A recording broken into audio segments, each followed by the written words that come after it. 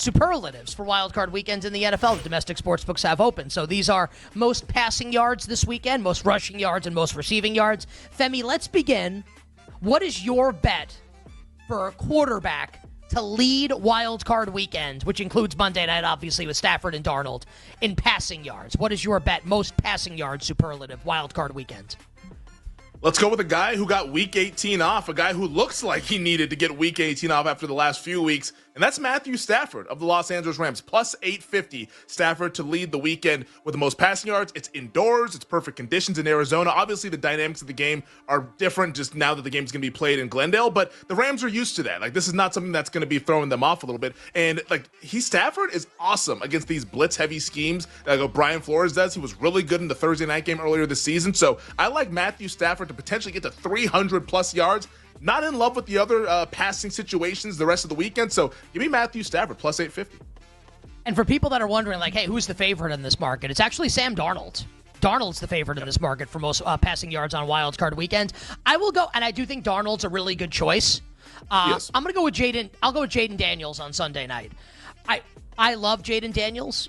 I've been saying that I think Daniels is better than Baker Mayfield, which I do not mean to be an insult to Baker Mayfield. It's a compliment to Jaden Daniels. And I think him and Terry McLaurin are going to absolutely nuke this Buccaneers secondary in the game. Tampa has given up a ton of production to receivers this year. And if I think Jaden's going to play awesome and I think the Commanders are going to win the game, which I do, then Jaden Daniels has to play well.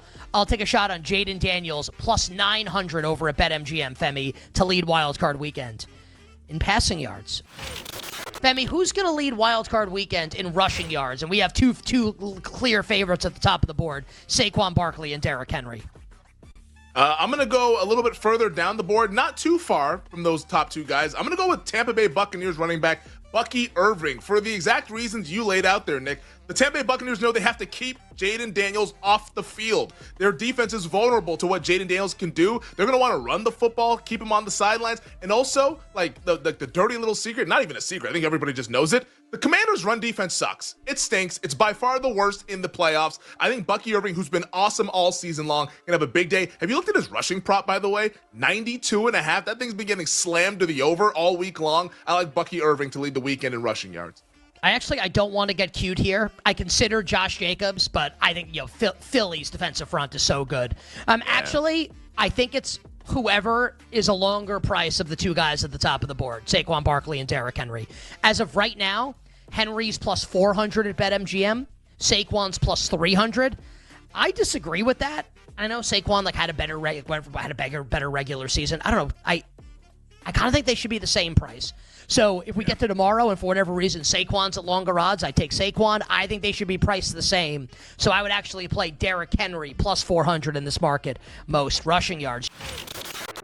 Receiving yards, Femi, Wild Card weekend in the NFL. Puka Nacua, the favorite in this particular market. Let me go ahead and go with the wide receiver 2 for the Minnesota Vikings. Sam Darnold's the favorite to lead the weekend in passing yards. I don't think he's going to do that, but I do think he's going to go ahead and feed Jordan Addison quite a bit. We're going long shot hunting, 25-1, Jordan Addison to lead the weekend in receiving yards.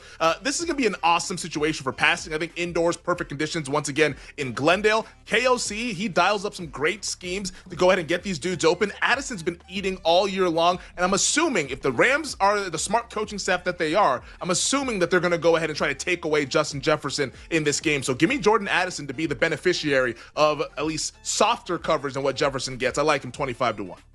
And in the last segment when we were talking about Vikings, who wins Super Bowl MVP, you said Jefferson. That's actually the reason why I don't like Jefferson in that market. Just because the thought is, I think teams would take him away. Not that Addison would win Super Bowl MVP. I just think Darnold would win if they won the Super Bowl.